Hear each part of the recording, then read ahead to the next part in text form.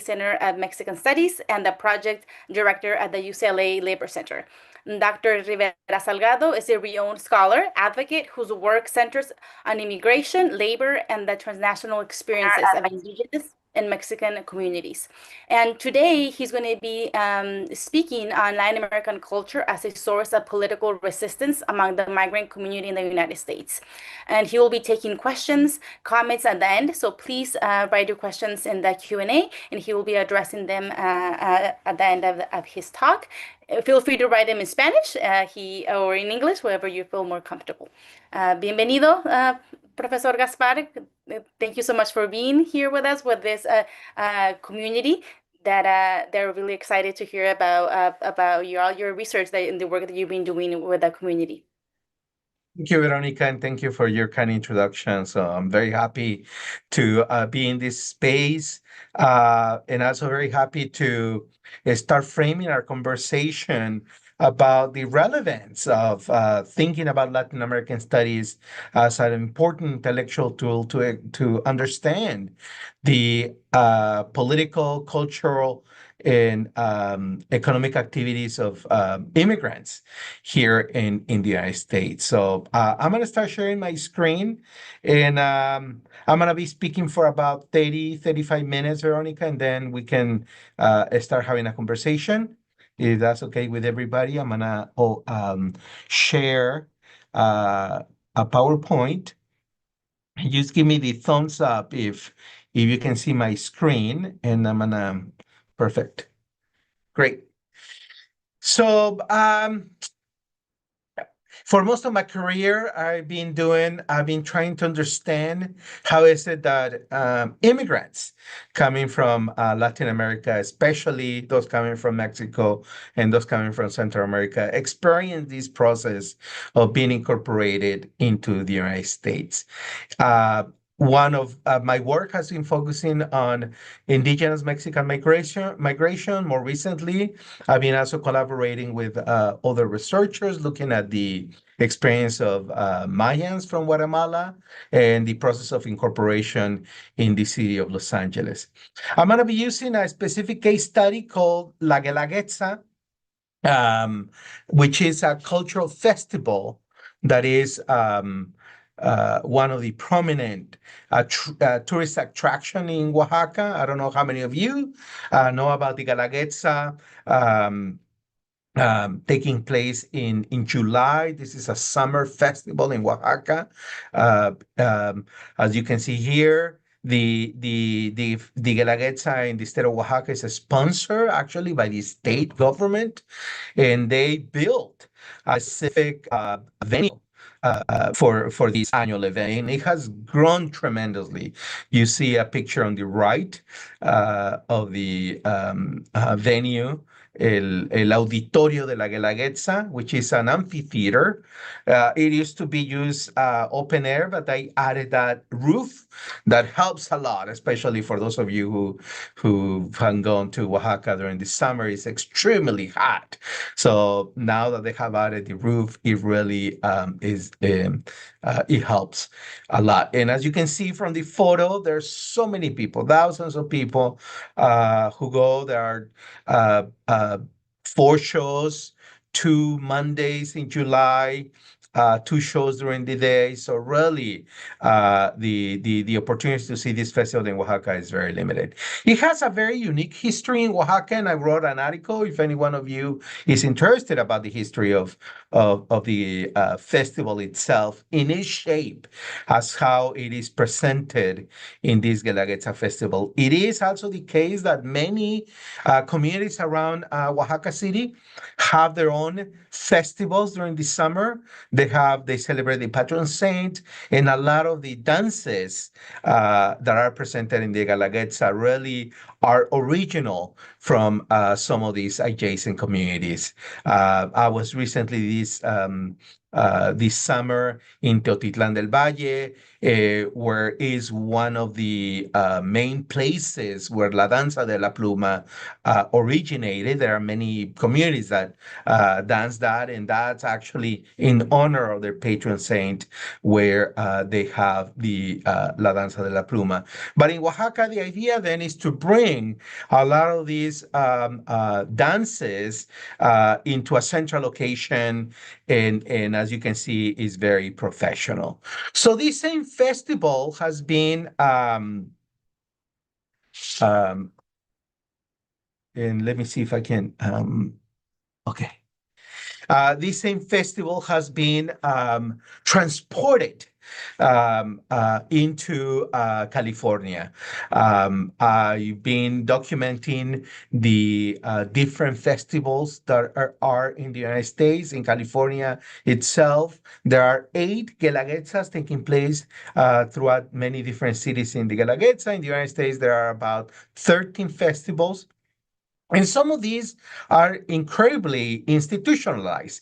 The Guelaguetza in Los Angeles this year was going to be its 38th anniversary. It was suspended.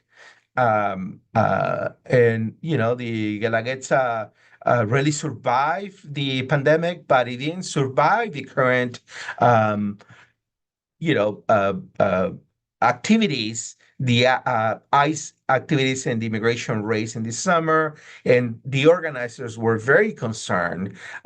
This festival in Los Angeles takes place in August. It was during the peak moment of the raids in Los Angeles, and the organizers were having discussions since July about what to do. And at the end, they decided not to hold the Galaguettes in Los Angeles. Um, because they didn't want to become targets of a nice activity. The same debate was taking place in Fresno. In Fresno, the same festival this year was its 25th anniversary. So that's like a very important anniversary. And the organizers themselves wanted to really do it. And um, and as you can see from the flyer, they were very conscious and deliberate about organizing this year's festival in Fresno, but also calling the attention that it was a very specific moment. So they call it, you know, a festival of resistance, resistencia, cultura, raíces, and tradición. So which is translates to resistance, culture, roots, and tradition.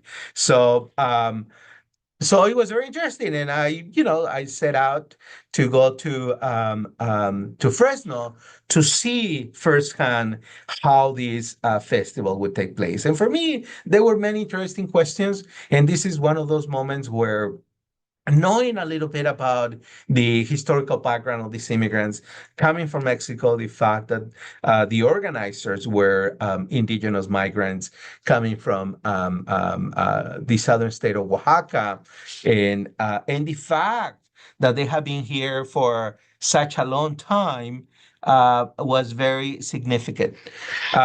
They promoted the festival. You can see from the flyer there was a lot of expectations. And the day before the festival, there was an article in the Fresno Bee announcing the Guelaguetza, but the headline, unfortunately, I couldn't include that here. But the headline is that the Guelaguetza Festival is taking place despite the threats of raid. So that was very concerning for the organizers because they did not want that kind of heading in the newspaper because, you know, that's actually, there were no indications that ICE had any activity or were going to do any action in Fresno. None of the organizers were monitoring these.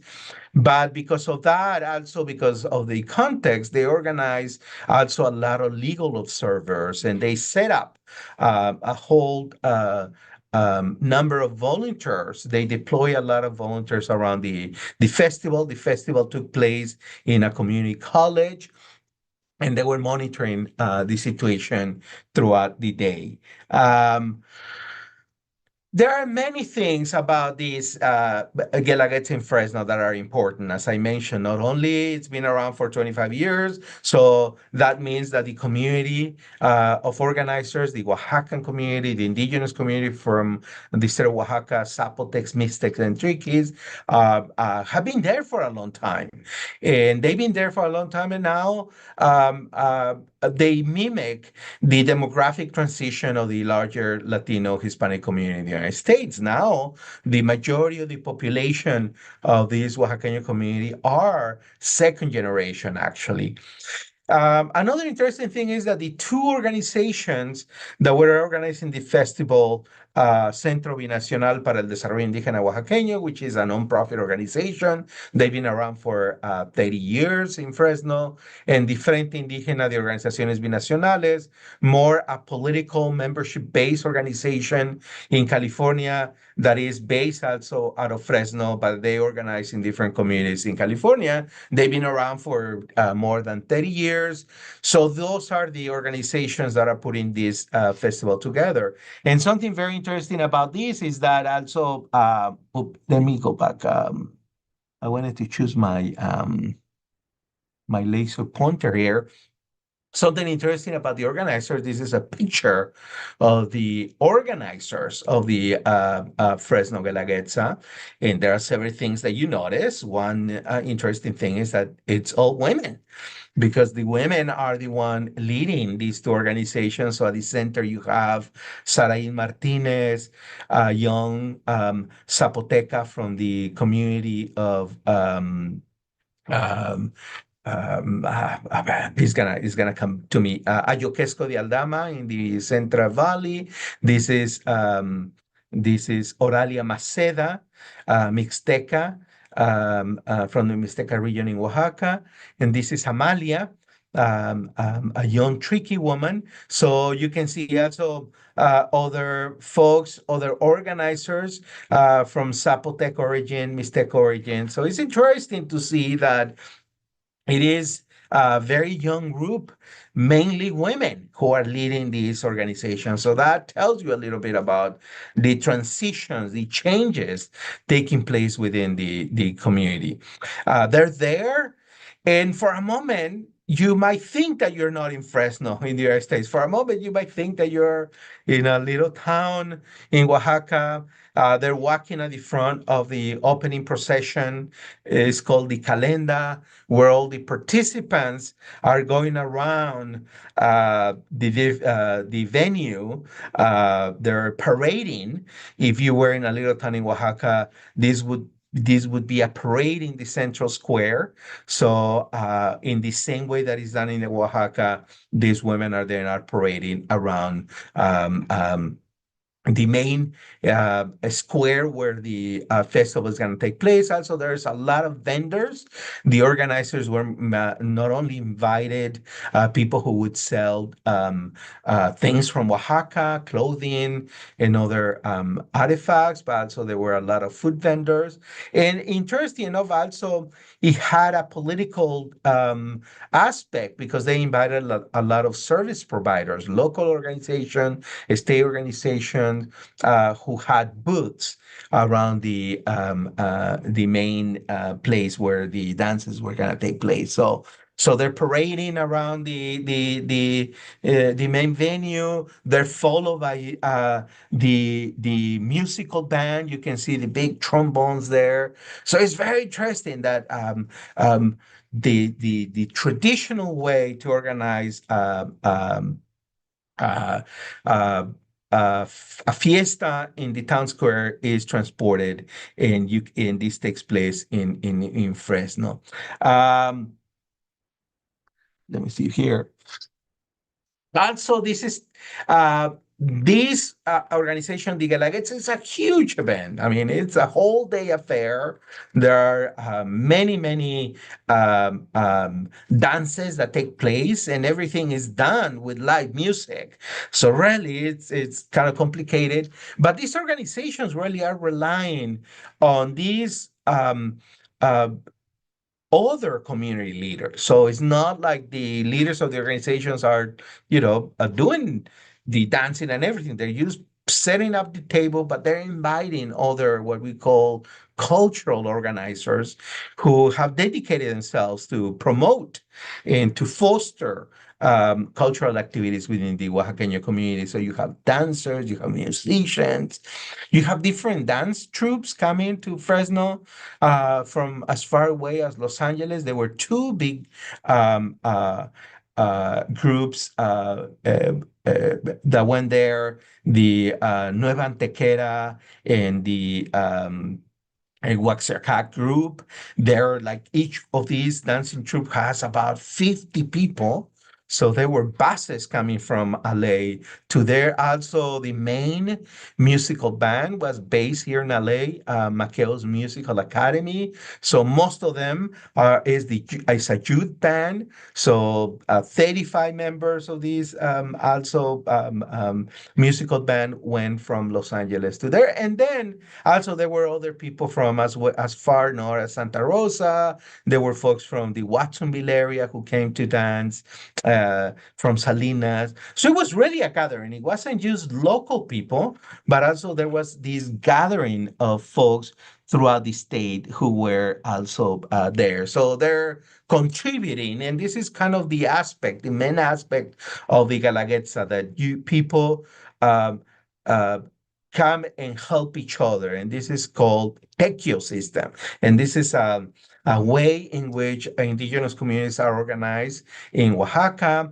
A lot of these indigenous communities in Oaxaca are governed by the community assembly that elects their political leaders through the cargo system, and all the members of the community have to perform public unpaid work that is called Tequio. So everybody pitches in. So that idea of a Tequio system is also being reproduced. Not only the culture, the festivals are reproduced, but these forms of social political organization are also reproduced. And that is at the base of how this is done. So the show is something very spectacular. You can see they have a, a, a stage. There's a lot of chairs. This was the central lawn of Fresno Community College. Um, there were thousands of people actually doing this, and this lasted through the whole day. So you can see how it looks very professional, and it was very. The mood was very festive, despite this is just recently, and despite the fact that there were a lot of we're going through a political crisis, this was a moment where people felt very safe, and they were able to enjoy, of course, some of uh, these cultural festivals. And I just wanted to show these kinds of pictures because this is the Nueva Antequera dancing troupe, the group that I was mentioning, that they went from LA to Fresno. They're very professional. This is La Danza de la Piña. Um, I mean, they're extremely well prepared. So you can imagine seeing all these dancers taking over the stage with live music. It was really something to be there. There were different dancing troupes would take different dances. As you can see, these are different dancing troupes. And the dances really are very interesting because you can see that the majority of the dancers and the musicians are very young. That was something that really caught my attention.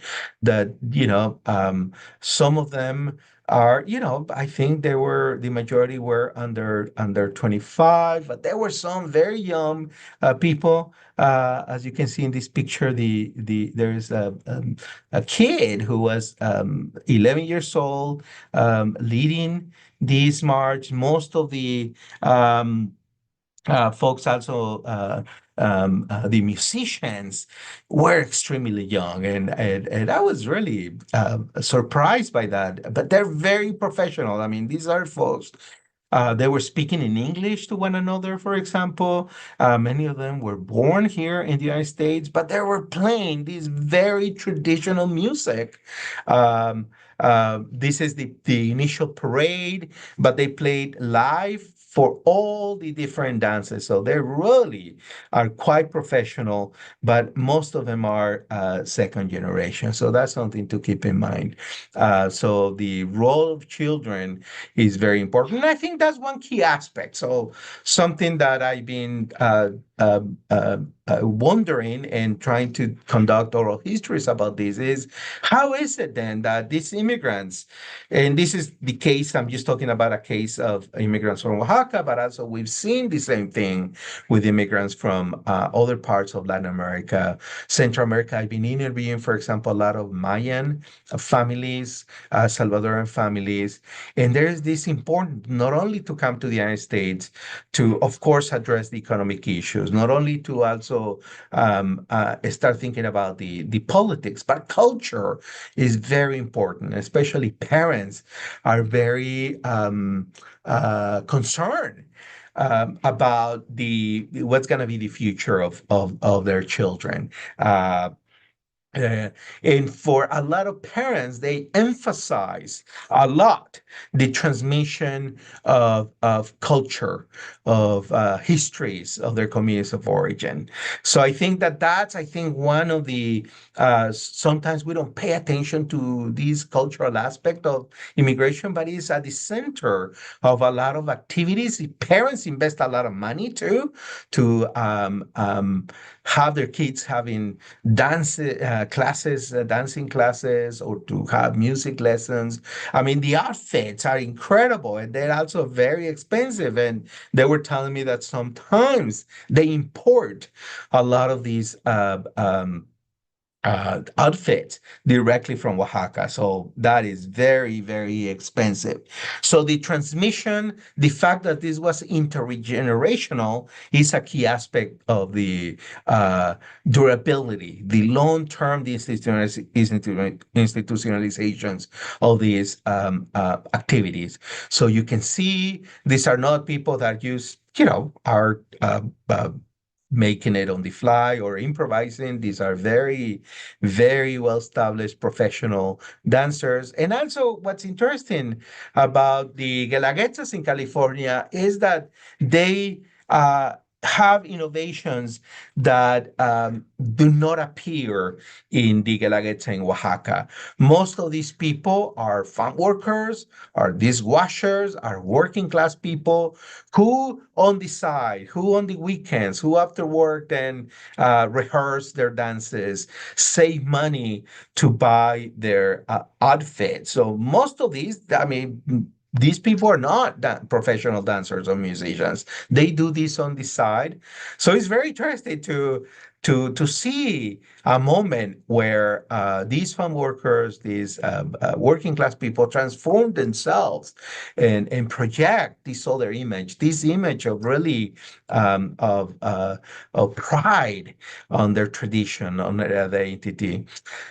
And an innovation that happens in the festivals in California that is different from the festival in Oaxaca is that many dances that are very specific to immigrant communities are not represented in the Guelaguetza in Oaxaca, but they're represented here. So we have this example of Los Rubios. This is a local regional dance in the Mixteca region. There are other dances called Los Diablos, also is very popular in the Mixteca region. And there, these are the dances that do not appear in the Guelaguetza in Oaxaca, but here they play a very prominent role given the fact that, especially in areas such as Fresno, you have a large Mixteco community, and therefore they really like this. A few words about the people who come here. It's not only Oaxaqueño community, it's a very multi-ethnic, multilingual set of people that go to these Guelaguetzas. So it's very interesting for many of them This is new for many. Many of them are very familiar also with the Guelaguetza in Oaxaca, so they're interested to see that they don't have to travel all the way to Oaxaca. For many of these people, though, especially immigrant families, they have never gone to a Guelaguetza in Oaxaca because, as I mentioned, it's a very the Guelaguetza in Oaxaca is contained in two weekends a year in July. Not everybody can go. It's very expensive too to buy a ticket and very difficult to get a ticket. So usually tourists, as part of their travel package, they would get access and tickets to these festivals. So for a lot of families, immigrant families that are in Fresno, that are in California, this is the first time actually to witness one of these festivals live. So it is very interesting to see families, and it's a place of gathering. It's a place of where you see families, members of different hometowns greeting each other. And as I mentioned, this is a place where also there's a lot of different vendors. It's not only the cultural festival. You go buy food. You go buy also um, other items. The nostalgic market is very important. Um, and so there's a lot of not only cooperation, there's a lot of network building in the process. There's the intergenerational aspect, and also is the aspect of a gathering place where people can come and not only remember where they come from, but this is a way of making community, I would argue. This is a way of really finding a community, a sense of belonging. Um, in a place outside your hometown, in a sense of identity too. Not only you're a member of a community, a larger community, indigenous migrant community, but also you're very proud of your identity. So these cultural festivals, I would argue, play a very important role to visibilize these immigrants. And also they play an important role in the process of community making and identity making. And it's interesting also that it's not only dances. These pictures are taken from this young Mixteca photographer, Alicia Acevedo. She has an incredible portfolio. If you're able to check out her website, where not only you can see the Guelaguetza, but also she documents other aspects of the Oaxaqueño community, especially in the Central Valley, that is very, very important. And this is a program, a copy of a photo of the program. As you can see, they start at 10 and they finish at where are the timings here? I don't see the. mm, I mean, they stay until 5. And these are the different dances. As I mentioned, it doesn't really follow the main the festival in Oaxaca, but you can see how extensive it is, the organizations that are there, but also they have other supporters. And I think um, so I would argue these cultural festivals are important not only to recreate a sense of identity, a sense of belonging, but also more and more, these are the sites of how the organizers call it a size of resistance, a size of transformation where they can not only come and share stories, share narratives, but also a sense of defiance, right? This festival was done in the middle of the race that we were experiencing in California, and the delivery goal was to really send a message that we are here, we're visible, and we're gonna come out to resist the anti-immigrant policies that are being developed in in the United States and especially in California. So I'm gonna stop here to take some time to entertain some questions. If you have questions, maybe you can use the chat icon uh, um, to and let me see. I need to stop sharing. So hold on, bear with me. I pressed the wrong button. Okay, so here we are. So Thank you. And Veronica, maybe we can open it up for questions and comments from the audience. Yes, well, thank you so much, Gaspar, for sharing your ethnographic work that you've been doing with this community. Yes, and we welcome the audience to write their comments, questions in the Q&A. You can feel free to write them in Spanish as well. Um, and I have a few questions. I know that for those of you that this is your first time listening to Dr. Gaspar, he's been doing for years this kind of work with Oaxacan communities, in not only here but also in Oaxaca. And 2 years ago, we had the opportunity to take a group of teachers from Los Angeles area to for a summer a month-long program in Oaxaca, and as part of that program, we had the opportunity to take all the teachers to see the Guelaguetza in Oaxaca, as Dr. Gaspar described. And it was a phenomenal experience. It was my first time attending that, and it was I cannot explain how impactful that was. I wonder, like, Dr. Gaspar, how was it? Was that? I believe that was your first time also attending Guelaguetza over there. But how has it been your experience attending this one? Do you see a how this replica of the Guelaguetza little bit different in the sense of like the with the attendings, the fact that the performers you mentioned are working class versus the ones in Guelaguetza, they're professional dancers. So almost like the mission is the mission. Do you see, based on what in your observations, do you see that the mission of these two different Guelaguetzas are aligned or parallel? What's your experience so far? Yeah, thank you, Veronica. And I think that's an important question. And it was my third time going to the Guelaguetza there in the auditorium in Oaxaca City. And every time, of course, I don't know how you saw it, how you experienced that, but it's very thrilling to go there, Used to the day of, there's so many people there. You walk up the stairs, you go to this monumental stage, and you sit around and you see the energy, right? And I think that's why the Guelaguetza Festival is so popular, actually. It attracts a lot of tourism, not only international, but national tourism. People from all over Mexico go to this festival. It has a unique history. Um, it was created in 1947 by the Oaxaca state government to really foster tourism in Oaxaca.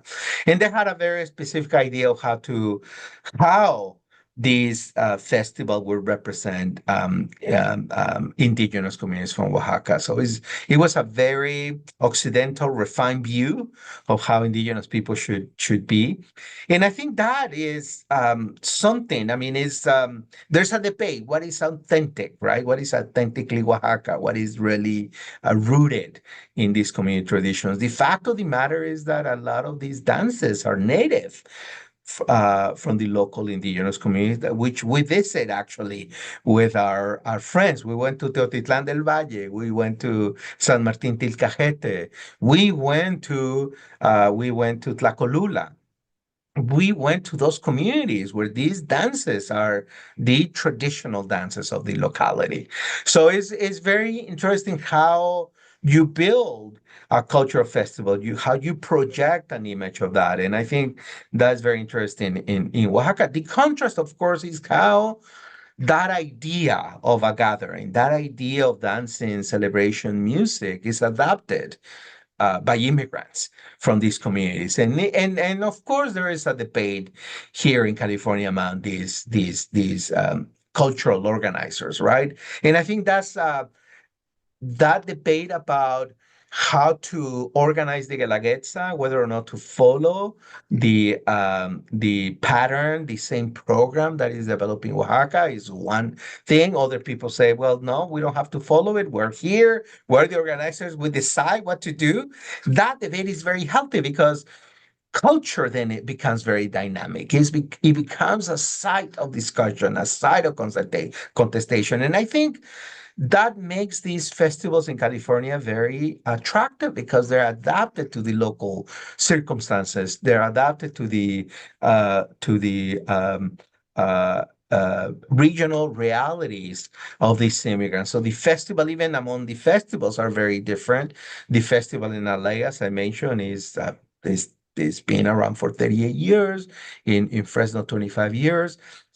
But I think what's most important is that the organizers, the participants, the spectators are all immigrant. And I think that makes it unique. So these are folks that are doing this.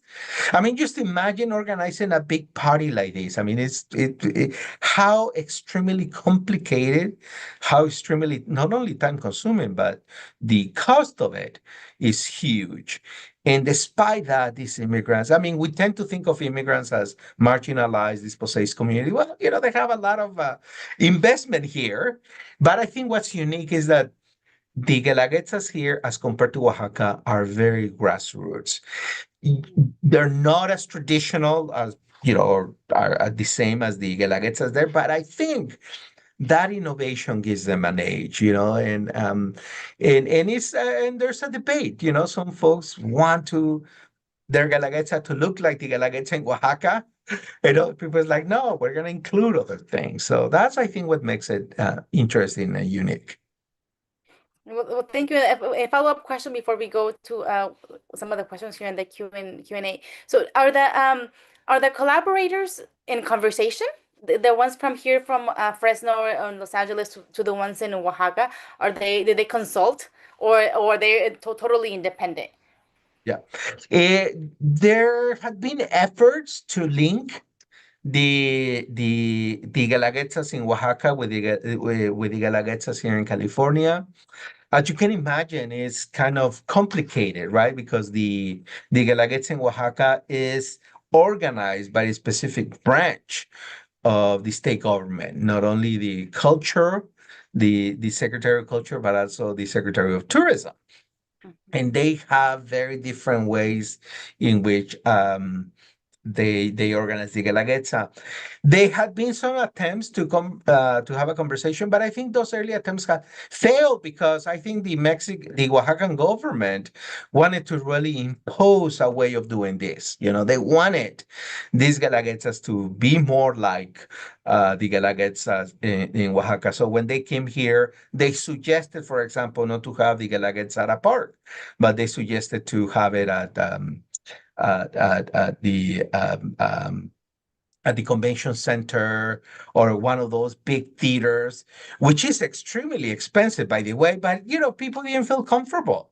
They were organizing these in open air parks, accessible to everybody. So I think that was a first discussion of how and what was the main goal. And I think it is one of the main objectives in Oaxaca, of course, is to showcase the culture, to showcase the uniqueness of Oaxaca, but it's a money-making operation at the end. It is a source of revenue for the state government and also for a lot of the vendors, a lot of the people who participate. That is one of the objectives. And I think the main objectives for folks here is to make it sustainable, of course, not to lose money, to at least recuperate the expenses, but the main objective is to create a sense of community. So those main objectives diverge from one another. In California, a lot of the organizers of the Guelaguetzas in California have a network. They meet regularly and they talk about their experience. They share tips, they share resources. So that is interesting. And also they share a sense that they want these Guelaguetzas to have a community spirit. They don't want the privatization of these because over the last 30 plus years that these Guelaguetzas have been around, there had been several attempts to privatize these events and make it like a money operation, like a regular show, like when you have mana and you hire a large menu and you charge a lot of money. Why not? And a lot of entrepreneurs coming from Mexico, not only from Oaxaca, but other parts of Mexico, say, hey, this is a great opportunity to monetize this festival. We're going to do it. And that network was built, the organizers of these community Guelaguetzas was built to defend the community aspects of these Guelaguetzas. So that was very interesting there. Uh, in many of these places, it's free or they charge a very low amount, $5, $10 per person, and children are free. Um, but many festivals, the festival in LA is completely free. This year was free in Fresno. So you can see, but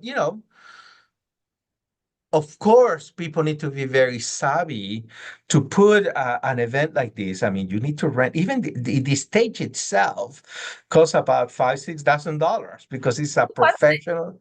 To build it, where the folks dance, the stage in itself is that in itself is very expensive. They need to hire specialized companies. So it's to pay the rent. In LA, the main expense is to close the streets. They need to hire police officer because of all the regulations. So I think in that sense, there had been attempts to coordinate, to meet with, and to talk with the organizers in Oaxaca, but I think there are very different objectives at the end of the groups doing this. So yeah, and so that's yeah. Yeah, That's definitely. kind of Well, thank you. complicated. Yeah, thank you for sharing because definitely, and is really compelling how you were mentioning when you were describing the Guelaguetza here in Fresno, how the common denominator of being an immigrant, and even reflected on the type of vendors there, like having service providers, like something that is it's a different levels of impact, and not only being entertained but also getting a support. It's kind of like a support system and based on their needs, especially during those times that it was so crucial. Yeah. Um, Here I have a question regarding the dances. Maybe you can tell us a little bit more about the dances. I know that in Oaxaca there's a whole like bureaucracy of what towns get to participate in the Guelaguetza because there's so many towns, and not only towns but also what dances of the towns. And over there, this question from Meryl Kravitz, she's asking like in the one in Oaxaca, there's this tradition of throwing gifts throughout the dances. I remember when I was in the audience getting a tamal, like actual food. Like it's incredible the creativity of the dancers and throwing all kinds of like props of souvenirs, but especially food. Even I remember like pineapples when they were performing the danza de la piña. So there's this dynamic going on with the audience. So she's asking about is there something like this happening in the ones over here in the US, like the one in Fresno, for example? That's definitely an important part of the Guelaguetzas in California. They throw the getza, what dancers come to share with the public, and so that's another investment of the dancers troupe. They say, well, we need to bring something, and they usually bring fruits, candies, and they throw it to the public. At the end of each dancing troupe gives the Getza provides something to the public, and that creates a lot of energy. About that. So that is the same, actually, both in the Guelaguetza in Oaxaca and the Guelaguetza here in California. Uh, Yeah. Um, can you explain to us what does the Guelaguetza mean, the word itself? Because right now you're talking get. The word comes from a Zapotec word called Getza, and this is a practice of sharing. So communities in Oaxaca, um, if you let's say that you're organizing a wedding, a quinceañera, or somebody in your family pass away, the tradition is that in these big parties you have to feed everybody, right? So it's like because everybody in the community is invited, so it is very expensive. So what people do is that they show up but as a guest, but you don't show up empty-handed.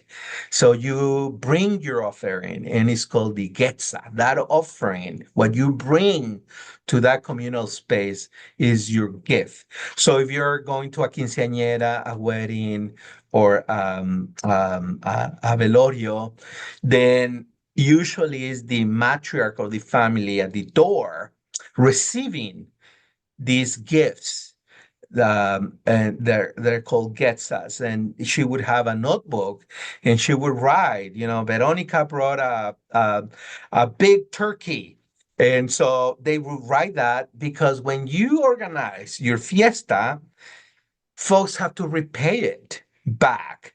So it's a gift, but it comes with the commitment to return it.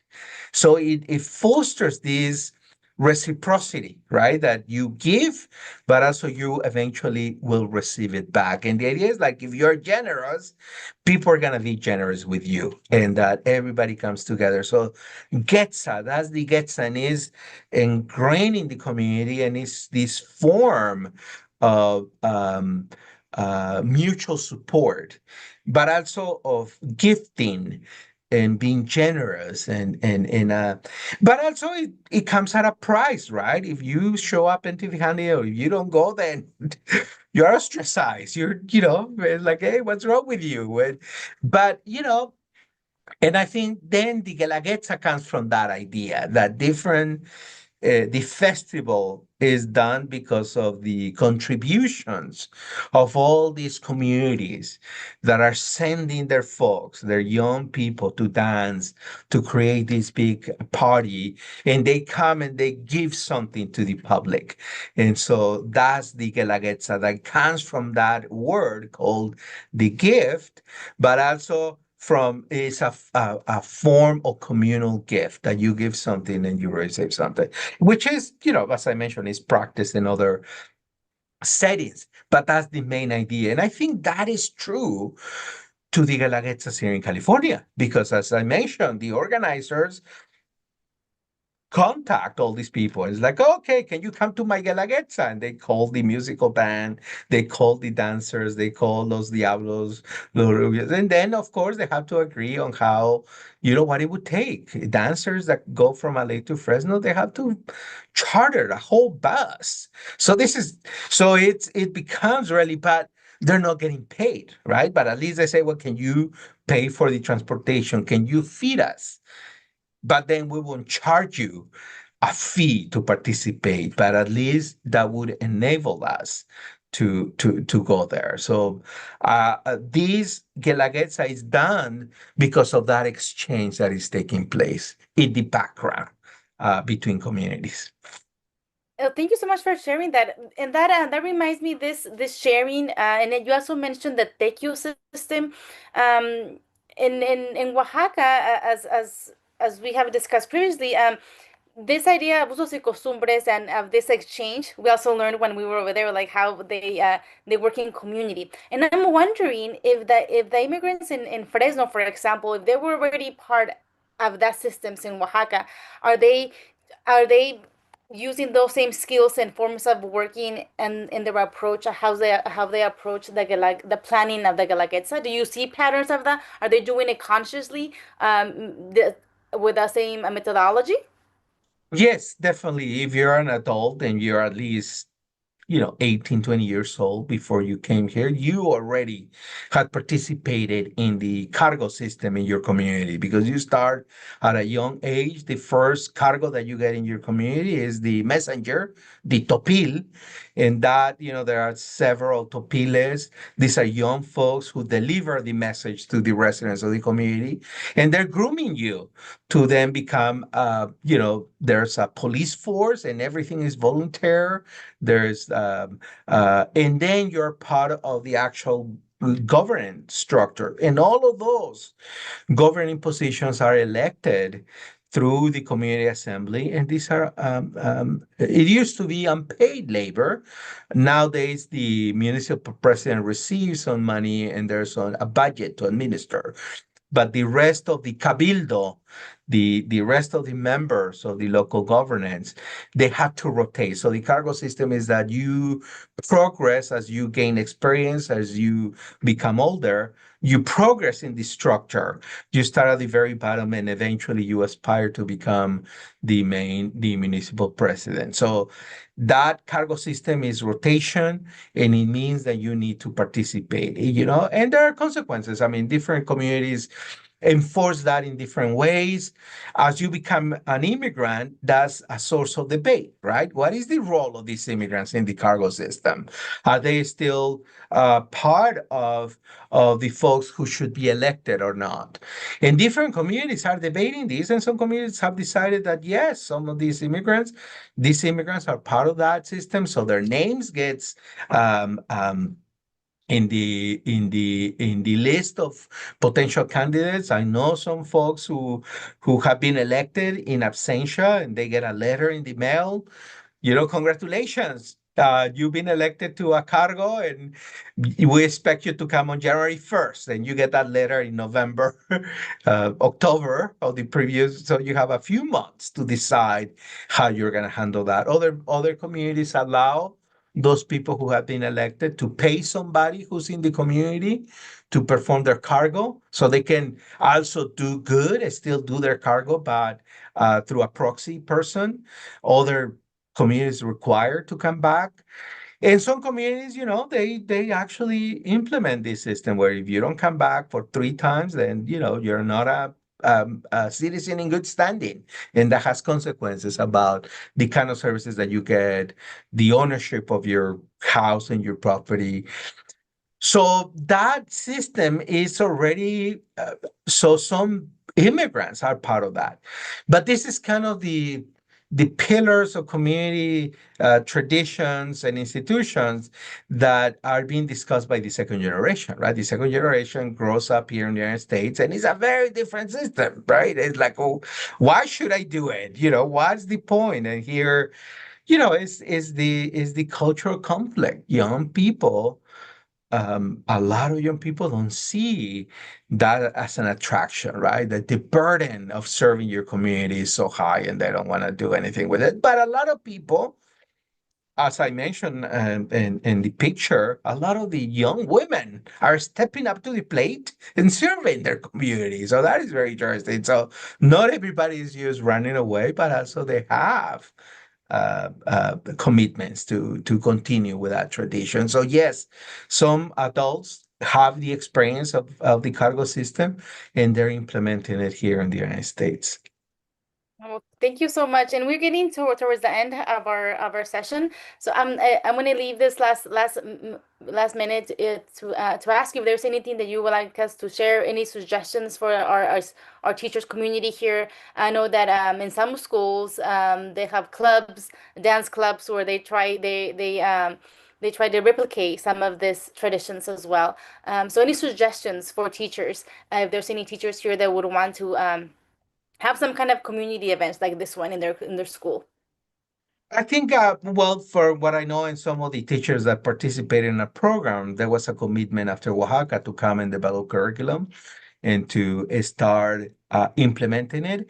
And part of the trip was to really show them the context of of of the communities back home, and to really inspire them to reach out to community members here, to know their students, to know the communities that they're serving, and to know that there might be community assets out there that they can use. So I don't know how many folks know about the Guelaguetza, the different dancing troops, the different musical groups. Now we have Guelaguetzas in LA at universities, yeah, at high schools. We have groups. We had some teachers who work in high schools who have Oaxaqueño community. So I would encourage teachers to start inquiring with their students about those community assets, to start mapping those out, and to use these community events as teaching devices to open up conversations with the students. What is important in culture? What is important in community? What is important of identity? To find out whether or not some of the students that they have participate, maybe are musicians in some of these bands, maybe dance with a dancing group, and to bring that aspects of their lives into the classroom, I think would be very powerful to know that. And I know that this is not only relevant for Oaxaqueños. There are folkloric dances, folclóricos in a lot of in other parts of Mexico.